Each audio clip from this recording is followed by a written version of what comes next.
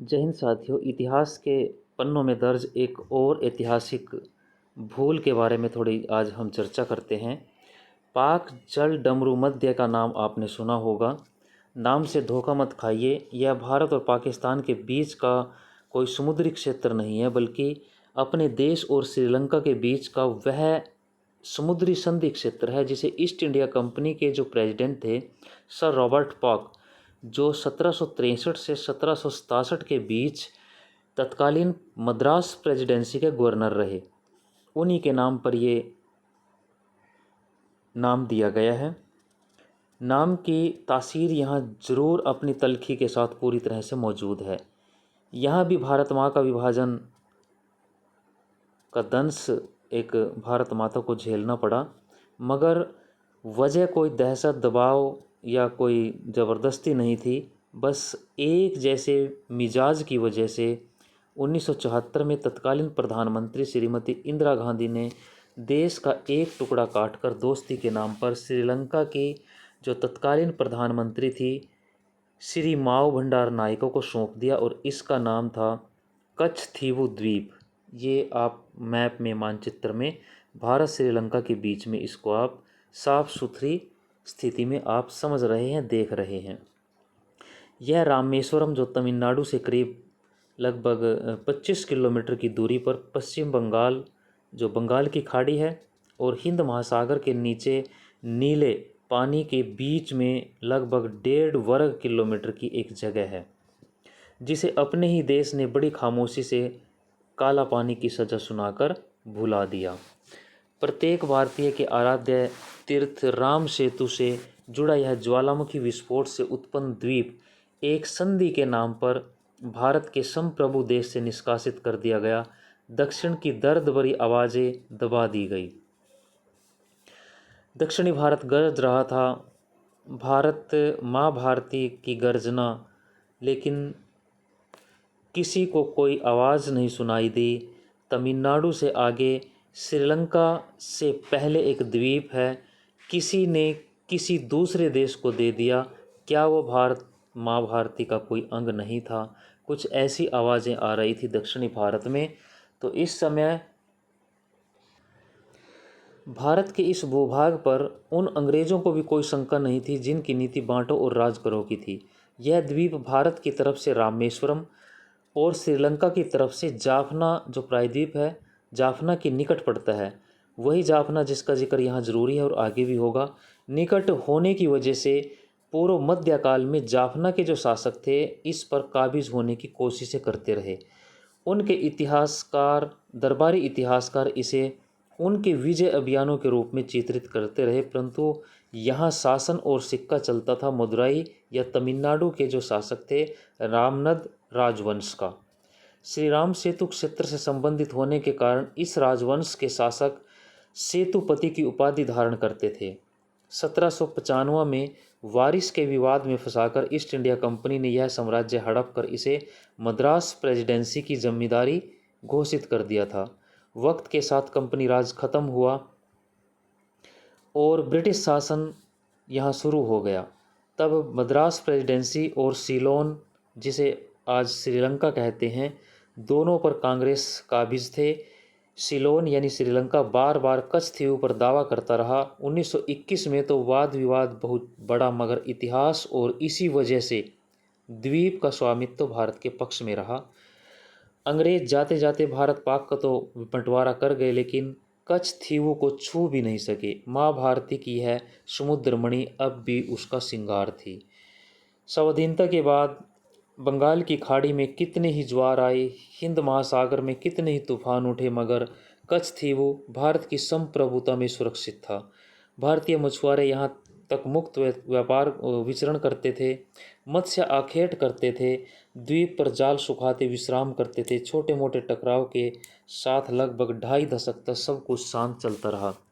भारतीय उपमहाद्वीप में प्रधानमंत्री के रूप में सत्ता के 2 नए उभार प्रदर्शित होने लगे। इस भारतीय उपमहाद्वीप में भारत में श्रीमती इंदिरा गांधी और श्रीलंका में श्री माओ भंडार नायके।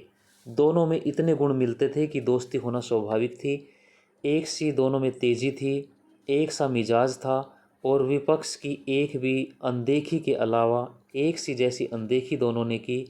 और उसमें बाद के कुछ वर्षों में एक और ऐतिहासिक निकटता नजर आई कि अपने देश में आपातकाल थोपना। ये कुछ ऐसी समानताएं थी जो इन दोनों ही प्रधानमंत्रियों में एक जैसी थी, श्रीमती इंदिरा गांधी और श्रीलंका में श्री माओ भंडारनायके।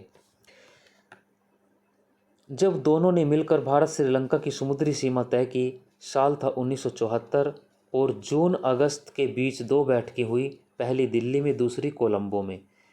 एक दोस्त ने दूसरे से तोहफा मांगा और उसने बेझिझक माँ के शरीर से टुकड़ा काटकर उसे दे दिया। कच्छथीवु अब श्रीलंका का था, शेष सब इतिहास है। न कोई जनमत संग्रह था, न कोई संसद में प्रस्ताव, न ही संविधान संशोधन, बस एक तानाशाही फैसला, 2 हस्ताक्षर, और कच्छथीवु द्वीप पर लहराने लगा श्रीलंका का झंडा। अब आप सोच के देखिए कि किसी देश का कोई प्रधानमंत्री जो 5 साल के लिए चुना जाता है, वह ऐसा तानाशाही काम कैसे कर सकता है। ये उन राजाओं को भी, तानाशाहों को भी माफ़ कर गए जो शायद युद्ध के समय अपनी सेना के आगे तलवार लेकर निकल पड़ते थे। उनके पास शायद इस प्रकार के कोई अधिकार रहते होंगे, क्योंकि वो सेना के आगे स्वयं लड़ते थे, उनके परिवार के लोग, उनके बच्चे स्वयं लड़ते थे।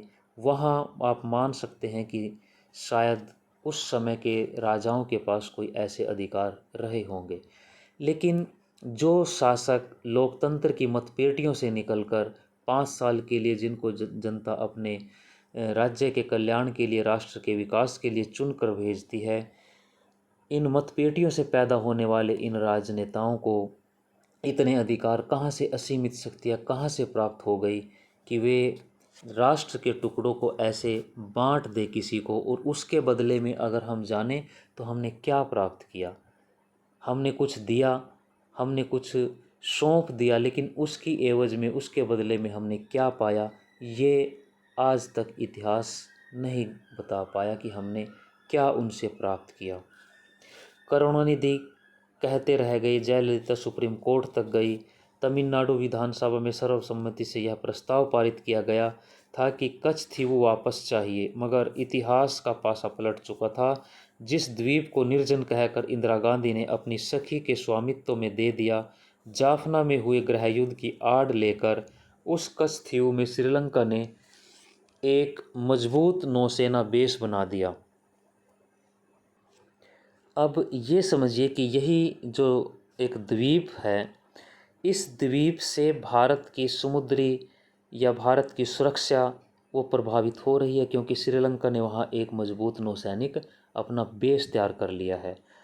अब हमने ये सोचा कि ये एक निर्जन स्थान है, हम उसको दे दें, तो निर्जन स्थान वो श्रीलंका के लिए भी था, तो श्रीलंका उस निर्जन स्थान के लिए बार बार भारत से क्यों गुहार लगा रहा था, क्यों मांग रहा था। हम इतने महान, इतने बड़े कैसे हो गए कि किसी के मांगने पर हम अपने शरीर के हिस्सों को काट कर बांट दें। ऐसे इतिहास में बहुत सारी घटनाएं, बहुत सारे अंग ऐसे हैं जो हमने ऐसे ही काट के दान में दे दिए। तो भारतीय जो मछुआरे हैं, अब साल में केवल एक बार मार्च के महीने में सेंट एंथोनी चर्च के 2 दिवसीय उत्सव में कच्छदीव द्वीप जाते हैं। श्रीलंका की नौसेना के कब्जे से पूर्व इस द्वीप पर एक इमारत और बसावट के नाम पर केवल यही चर्च था, एक चर्च, यही चर्च था पहले, जिसका निर्माण भी रामनद राजवंश के धन से ही हुआ था। साल में केवल यही 2 दिन होते हैं जब भारतीय मछुआरों को यहाँ बुलाया जाता है। भारतीयों के लिए मुफ्त की हाँक लगाकर हलवा बांटा जाता है। साल के बाकी दिनों में अगर वे इस द्वीप के आसपास मछली पकड़ते दिख जाएं, तो उनकी खातिरदारी सिर्फ हवालात होती है। तो हम भारतीय जो लोग हैं, इतिहास के पन्नों में जो दर्ज घटनाएं हैं, उनसे सबक क्यों नहीं लेते। ऐसी घटनाएं इतिहास में भारत के साथ बहुत सारी जुड़ी हुई हैं, जहां हम इतने महान, इतने उदार, इतने बड़े हो गए, हमारी प्रशंसा किसी ने कर दी तो हमने पता नहीं क्या क्या उनको दान दे दिया, और उसके परिणाम उस कार्य को करने वाले जो आगे उनकी पीढ़ियां हैं, उनकी पीढ़ियां ही नहीं पूरा राष्ट्र उन जो घटनाएं हैं उनके परिणामों को आज भी भुगत रहा है। वो सत्ता के मद में, आत्म प्रशंसा में उन चीज़ों को नज़रअंदाज कर देते हैं जिनका शायद हम किसी भी भारतीय के लिए माफ़ करना असंभव है। सैनिकों का रक्त बहाया जाता है, पता नहीं कितनी कुर्बानियाँ माताओं की, बहनों के, किसी के पति उस सीमाओं की रक्षा करते हुए शहीद होते हैं। तो नेताओं के पास इतने अधिकार कैसे हो गए कि वे इतनी मनमर्जी, इतनी मनमानी वो कर सकते हैं।